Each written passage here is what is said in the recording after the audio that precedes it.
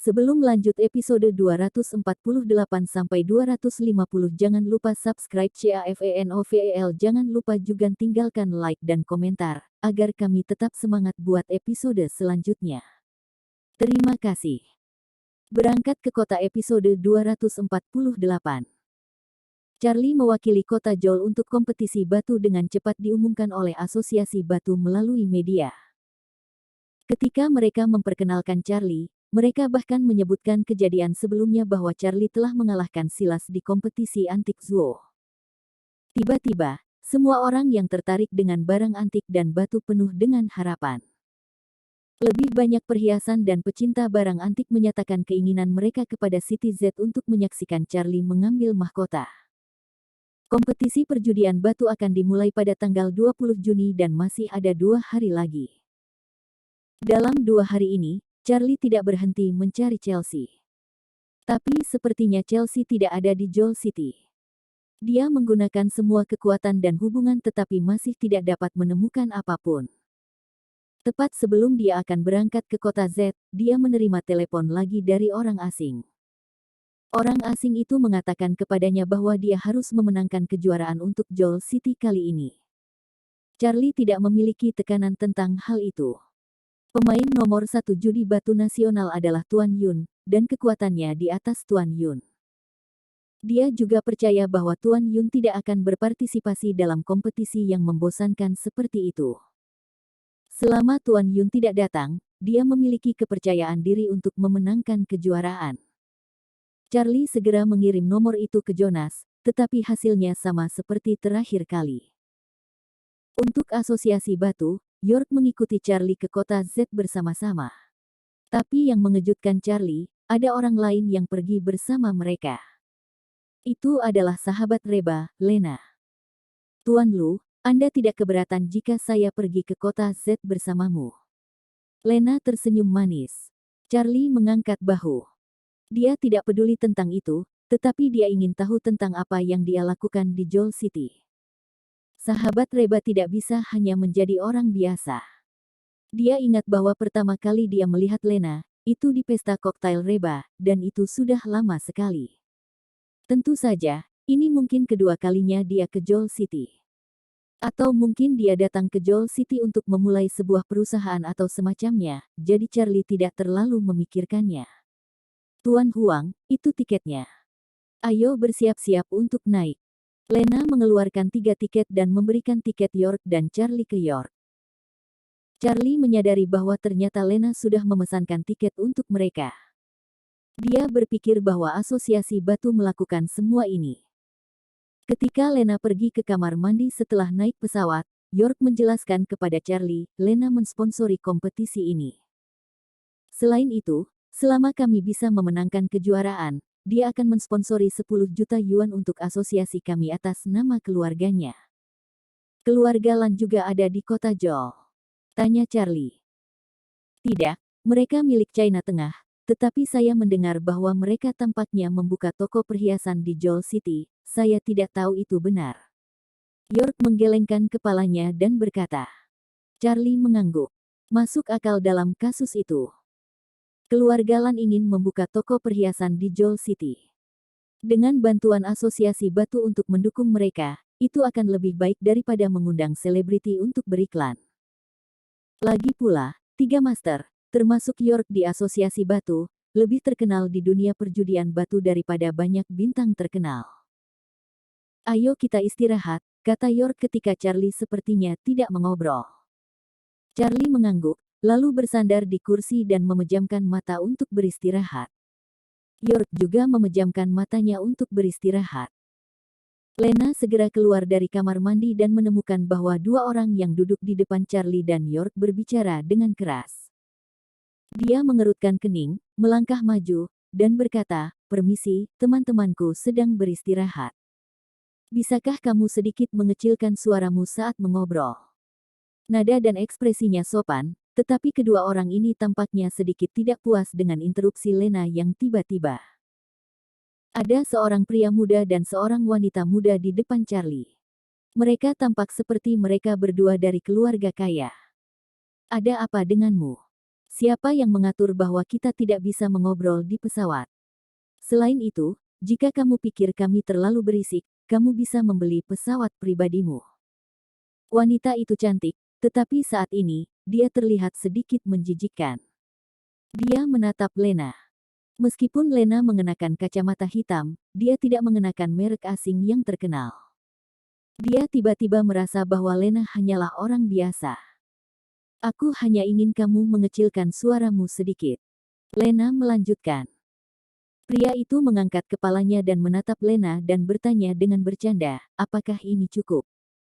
Dia sengaja meningkatkan suaranya sedikit, dan matanya penuh dengan niat provokatif. Lena tetap sopan, tetapi wanita itu berdiri dan menatap Lena dan berkata, jika kamu tidak mampu membeli pesawat pribadi, diam saja. Ini bukan tempat di mana kamu bisa sticky big. Lena sedikit mengernyit, tetapi dengan kacamatanya, mereka tidak bisa melihatnya. Dan pria itu dengan sinis berkata, Shirley, kamu benar-benar mengaguminya. Apakah kamu pikir ada orang yang mampu membeli pesawat pribadi? Biarkan dia sendiri, mari kita lanjutkan pembicaraan kita. Nama pria itu adalah Jun, dan dia berasal dari China Tengah. Keluarganya dan Shirley menjalankan perusahaan. Kondisi keluarga mereka sangat baik, sehingga mereka selalu memandang rendah orang lain. Dan dia mengejar Shirley, jadi dia harus bersikap baik di depan Shirley. Karena itu, dia tidak akan mendengarkan Lena. Yah, kau benar. Seharusnya aku tidak menganggapnya serius. Membosankan. Shirley mencibir dan duduk. Dia sama sekali tidak memperhatikan Lena. Aku hanya ingin suaramu sedikit lebih rendah saat mengobrol. Apakah sulit bagimu? Lena mengerutkan kening. Jika kamu terus berbicara omong kosong, apakah kamu percaya jika aku akan menamparkan wajahmu? Apakah kamu pikir kamu seorang wanita, jadi aku tidak berani memukulmu? Jun sangat tidak senang. Ia merasa Lena sengaja mencari masalah. Ada apa dengan dia? Siapa yang memutuskan bahwa mengobrol tidak diperbolehkan di pesawat? Yang paling penting adalah dia mengejar Shirley, bagaimana dia bisa bertindak seperti pengecut di depan Shirley? Apakah dia berani berpikir mereka terlalu keras? Dia memintanya. Jun berdiri dan menatap Lena dengan galak. Lena terkejut oleh Jun dan tanpa sadar melangkah mundur. Dalam kepanikan, kacamatanya jatuh ke tanah. Melihat wajah Lena, Jun tercengang. Shirley memang cantik, tapi ada perbedaan besar antara seorang putri dan seorang pelayan di depan Lena. Tentu saja, Lena adalah seorang putri, dan Shirley hanyalah seorang pelayan. Pada saat ini, kemarahan di wajah Jun meleleh, dan jantungnya berdetak lebih cepat. Dia belum pernah melihat wanita cantik seperti Lena sebelumnya. Lena membungkuk untuk mengambil kacamatanya. Pada saat ini, Charlie mengambilnya di depannya. Terima kasih. Lena mengambil kacamata dari Charlie dan berbisik. Apakah kamu baik-baik saja? Tanya Charlie. Dia ingin mengabaikannya, dan karena dia sedang tidak ingin peduli tentang apapun. Tapi Lena memprovokasi pria dan wanita muda ini untuk York dan dia, jadi dia harus muncul ketika pria itu berdiri dan mengancam Lena. Di pesawat episode 249. Saya baik-baik saja. Lena menggelengkan kepalanya. Charlie tidak mau peduli, tetapi ketika dia melihat Lena sedih, dia menghela nafas dalam hati dan menatap Jun lagi. Melihat Jun dikejutkan oleh kecantikan Lena saat ini, Charlie merasa jijik di dalam hatinya. Bagaimana mungkin seorang pria menggunakan kekerasan pada seorang wanita? Apakah ada masalah meminta Anda untuk sedikit diam? Charlie bertanya dengan suara berat. Siapa kamu? Ada apa denganmu? Jika kamu tidak ingin terluka, maka menjauhlah dariku. Dihina oleh Charlie, Jun langsung marah. Dia memiliki temperamen yang buruk dan bahkan ingin memukul Lena, belum lagi Charlie adalah seorang pria. Charlie mencibir dan menamparkan wajah Jun. Sebelum Jun menoleh, dia meraih kerah Jun dan mengangkatnya. Kamu benar-benar brengsek dan berani sombong di depanku. Charlie mendengus dingin dan menamparkan wajah Jun lagi. Dia sedang dalam suasana hati yang buruk, dan Jun berani memprovokasi dia memintanya. Meskipun tidak banyak penumpang di kelas 1, mereka terkejut dan berdiri untuk melihat perselisihan ini. Sebelum Jun selesai berbicara, Charlie menamparnya lagi. Kali ini, Charlie menamparnya tanpa ampun. Semuanya sunyi setelah tamparan ini. Jun benar-benar terpana, dan sidik jari merah di wajahnya membuatnya sedikit pusing. Kenapa kamu memukul orang lain? Shirley menatap Charlie dengan dingin. Charlie kembali menatap Shirley, hanya dengan satu pandangan, Shirley diam dengan patuh. Saat ini, Shirley hanya merasa kedinginan di sekujur tubuhnya, dan tatapan mata Charlie membuatnya nyaris tersesat. Wajahnya memucat. Beberapa penumpang mengenal Jun dan Shirley. Orang ini sudah mandi. Dia tidak bisa pergi setelah turun dari pesawat. Kenapa? Siapa dia? Siapa yang berani memprovokasi dia? Kamu belum tahu, pemuda yang dia kalahkan bernama Jun, putra Hui, seorang taipan properti terkenal di China Tengah di kota Z. Wanita itu adalah Shirley, putri bos grup farmasi Xiaon. Pria itu memukul Jun dan mengancam Shirley. Apakah menurutmu kedua keluarga akan membiarkannya pergi dengan mudah? Tidak heran. Hui adalah taipan properti terkenal di China Tengah. Saya mendengar bahwa dia memiliki sekelompok orang untuk dihancurkan untuknya. Tidak ada yang berani memprovokasi dia. Yah, aku akan menjelaskannya. Kelompok orang yang dia miliki adalah pasukan bawah tanah, dan mereka di luar kendali. Jadi aku berani menyimpulkan bahwa orang ini akan mati setelah turun dari pesawat. Setelah mendengar kata-kata orang lain, York khawatir. Dia tahu bahwa Charlie adalah pemain besar di Joel City, tetapi akan sulit untuk mengatakannya ketika dia pergi ke wilayah orang lain. Dia tidak bisa tidak membujuknya, Charlie, lepaskan. Bahkan Lena mengerutkan kening. Dia tidak menyangka bahwa mereka memiliki kekuatan besar di belakang mereka. Segera setelah dia akan membujuk Charlie, dia mendengar Jun berkata dengan dingin, apakah kamu mendengarnya? Ayahku adalah Hui. Jika kamu tidak ingin mati, lepaskan aku. Jika tidak, ketika kamu turun dari pesawat, aku. Dia masih sombong, dan Charlie mengangkat tangannya dan menamparnya lagi, apakah Hui begitu kuat? Jika dia begitu hebat, mengapa dia melahirkan sampah sepertimu?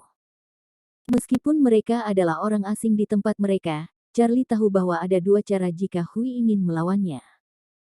Salah satunya adalah mengandalkan pejabat itu untuk menekannya, dan yang lainnya adalah membiarkan pasukan bawah tanahnya datang untuknya.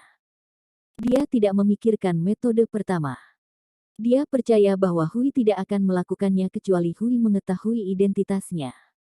Adapun metode kedua, dia tidak menganggapnya serius sama sekali. Dia hanya tersulut amarah. Dia tidak keberatan dengan pertumpahan darah seluruh pasukan bawah tanah China Tengah karena bajingan ini berani memprovokasi dia. Jun ditampar lagi dan diremehkan sebagai sampah oleh Charlie. Jun sangat marah, tapi dia memang ditakuti oleh Charlie dan menatapnya tanpa bicara.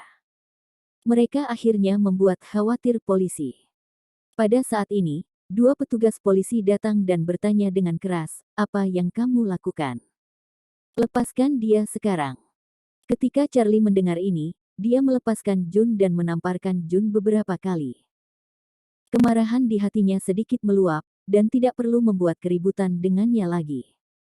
Jun mengeluh kepada kru, dia dengan sengaja melukai orang lain. Saya ingat bahwa jika seseorang dengan sengaja melukai orang lain di pesawat, dia harus didiskualifikasi dari naik pesawat.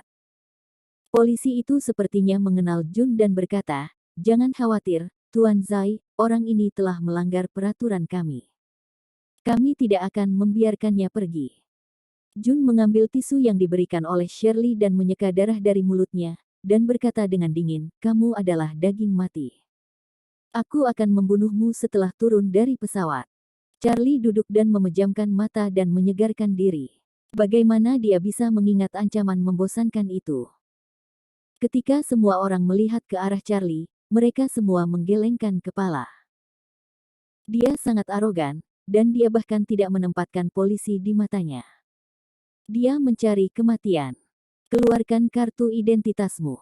Polisi itu juga jengkel dengan kesombongan Charlie dan berkata dengan suara yang dalam. Polisi, ini hanya salah paham. York meminta maaf pada Charlie. Kesalahpahaman. Wajahnya masih bengkak. Bagaimana Anda bisa mengatakan itu hanya kesalahpahaman? Orang seperti itu harus dihukum berat, atau siapa yang berani mengambil penerbangan perusahaan kami di masa depan. Kata polisi itu dengan dingin. Mari kita bicarakan saat aku turun dari pesawat, jangan ganggu aku sekarang.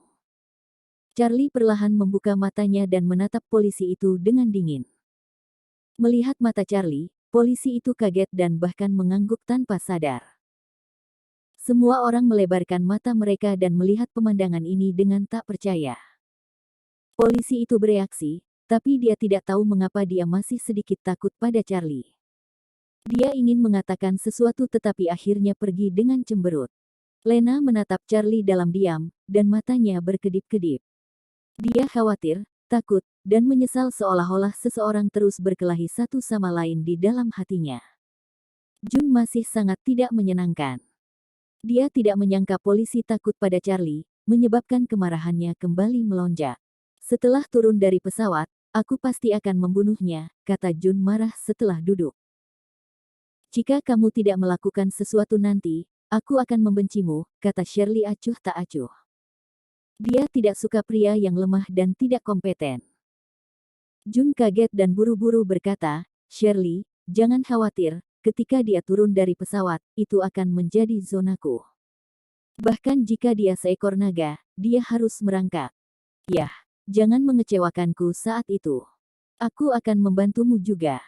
Orang itu berani memukulmu di pesawat. Kami tidak bisa melepaskannya. Aku akan membiarkan perusahaan penerbangan membatalkan kualifikasi penerbangannya. Shirley mengangguk dan berkata. Tapi, semua polisi takut padanya, kata Jun tak percaya. Shirley tertawa bercanda dan berkata, Kapten dan ayah saya adalah teman baik. Ketika saya turun dari pesawat, saya akan menelepon ayah saya dan memastikan bahwa orang itu tidak bisa keluar dari bandara. Benarkah? Itu bagus. Kita bisa menemukan masalah untuknya dulu, lalu aku akan memanggil seseorang untuk memberinya pelajaran yang mengesankan. Jun sangat senang dengan ide ini. Rencana pengejaran episode 250. Penumpang lain semua menatap Charlie dengan schadenfreude setelah mendengar percakapan Shirley dan Jun. Charlie sangat arogan barusan, jadi dia pantas menolak untuk naik pesawat. York dan Lena khawatir. Mereka hanya bisa naik kereta jika Charlie ditolak naik pesawat. Yang terpenting, Charlie akan mengadakan kompetisi. Bagaimana dia bisa tenang jika masalah seperti itu mengganggunya? Tuan Lu. Maaf. Lena meminta maaf. Lupakan. Charlie menggelengkan kepalanya. Dia bahkan tidak membawa masalah ini ke dalam hatinya. Sepanjang jalan, York terus khawatir, tapi Charlie tidur nyenyak. Charlie kurang tidur karena masalah Chelsea akhir-akhir ini. Ketika mereka turun dari pesawat, Jun dan Shirley mengikuti Charlie dengan ketat, dan di belakang mereka ada banyak penonton. Lena menelepon seseorang untuk menjemput mereka. Charlie berbalik untuk melihat Jun dan Shirley. Dia teringat kata-kata mereka di pesawat, jadi dia menelepon Wadesie. Saya memukuli seorang pria di pesawat, dan dia bermaksud membuat saya menolak naik pesawat. Apakah Anda kenal seseorang di administrasi penerbangan sipil? Tanya Charlie. Ya. Pesawat mana yang kamu naiki? Kata Wade. PC Air, ke kota Z, jawab Charlie. Oke. Aku bisa mengatasinya. Wade berjanji. Charlie menutup telepon. Beberapa menit kemudian, dia melihat beberapa polisi berjalan ke arahnya. Shirley dengan cepat menghampiri mereka dan kemudian menunjuk ke arah Charlie. Hanya dia yang melukai temanku di pesawat. Seorang petugas polisi menatap Charlie. Apakah Anda melukai orang di dalam pesawat? Semua penonton itu mencibir pada Charlie. Jika Charlie takut mengkonfirmasi, mereka ingin membantu Jun sebagai saksi. Ya. Di luar dugaan semua orang, Charlie mengangguk dan membenarkannya. Jadi, ayo pergi bersama kami. Polisi juga terkejut. Oke. Charlie masih mengangguk patuh. Haha. Kenapa kamu tidak tetap menjaga kesombonganmu? Jun tertawa. Bang. Tiba-tiba Charlie bergegas ke Jun dan menendang Jun. Orang-orang di sekitar sana semua tercengang. Beraninya orang ini bertarung di depan polisi. Polisi juga terkejut. Charlie menantang mereka. Pak, Anda sekarang melihat keangkuhannya. Tunggu apa lagi? Tangkap saja dia. Shirley meraung marah. Wajah polisi banyak berubah. Terlalu malu untuk dimarahi oleh seorang wanita. Borgol dia. Pemimpin itu mendengus, dan kemudian seorang polisi pergi ke Charlie dengan borgol. Charlie patuh dan bahkan tersenyum. Jun, yang berada di tanah, akhirnya menghela nafas lega dan kemudian bangkit. Beraninya orang ini menantang polisi. Dia harus mengajari orang ini pelajaran yang menyakitkan nanti. Jun berpikir dengan kejam di dalam hatinya. Kemudian dia menelepon ayahnya dan meminta ayahnya untuk menemukan beberapa koneksi di kantor polisi. Charlie tertangkap, membuat York dan Lena khawatir. Jika berada di kota Joel, mereka dapat menawarkan bantuan, tetapi mereka tidak dapat melakukan apapun di kota Z. Jun dan Shirley mengikuti polisi itu setelah Jun menutup telepon. Dia ingin secara pribadi melihat kesengsaraan Charlie. Dia juga berencana untuk mematahkan kaki Charlie ketika Charlie dibebaskan.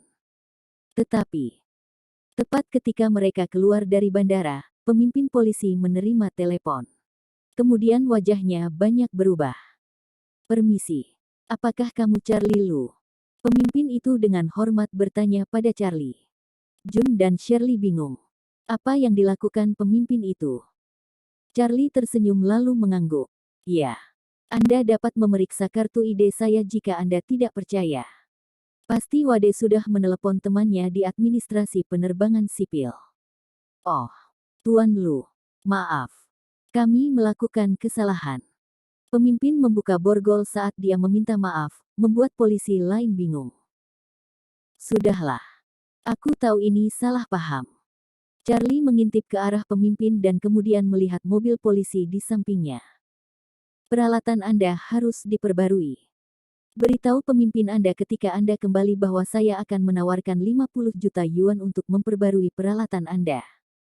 Charlie punya rencananya.